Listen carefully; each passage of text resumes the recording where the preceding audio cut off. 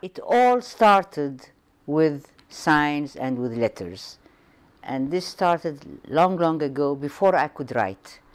And I was always fascinated by écriture of every kind, every script, whether it was Arabic, whether it was Persian, whether it was English. But I couldn't read or write at the time. I was quite young. However, I used to pretend that I could write.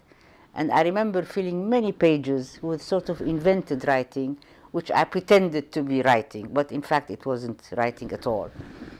And this has continued throughout my life, this fascination with things that I can read and things that I cannot read, whether it is Sumerian scripts or whether it is tablets or whether it is any script or any symbol or even numbers fascinates me, and it always has.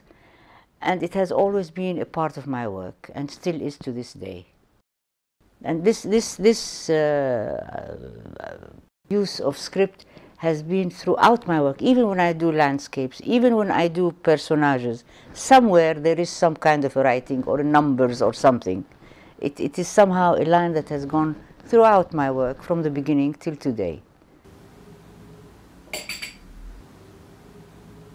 I started doing plaster reliefs in art school. I've been doing it off and on for a number of years now. Occasionally I go back to it. What I do is I do the design, which is usually écriture, on plasticine, and I carve the écriture that I want to do. And what happens is that you get an opposite effect. You get the relief effect. And I pour plaster over it, and when the plaster of Paris dries, I turn it upside down, remove the plasticine, and you get the relief, which is all white, of course, because it's plaster of Paris. And then I color it, again, earth colors and burnt rust colors and so forth. That other one was made about 20 years ago, and it's again white plaster, painted black. And what happened was that my cat broke it.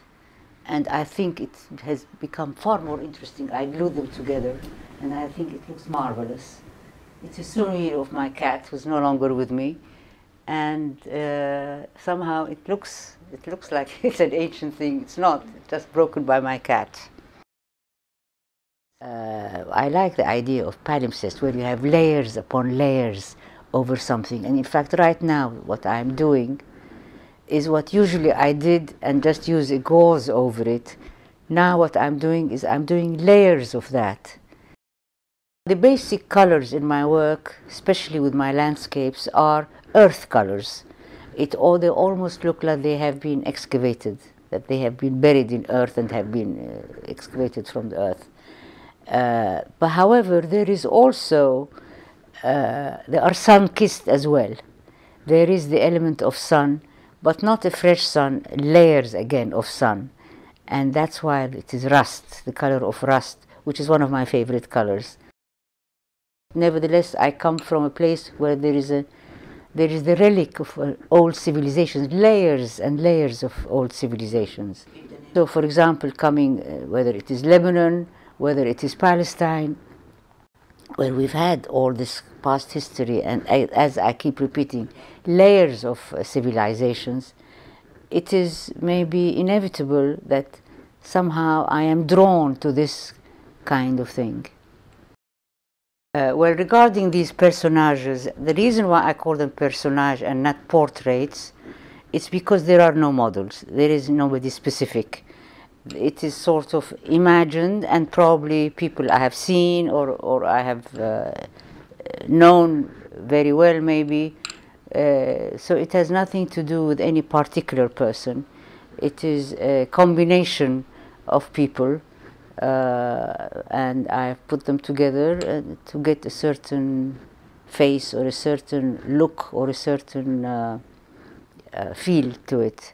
Like, for example, the one I called The Witness was not nobody in particular. However, I tried to put all the ravages of time, and also a person who has suffered, who has seen a lot of things that should not be seen.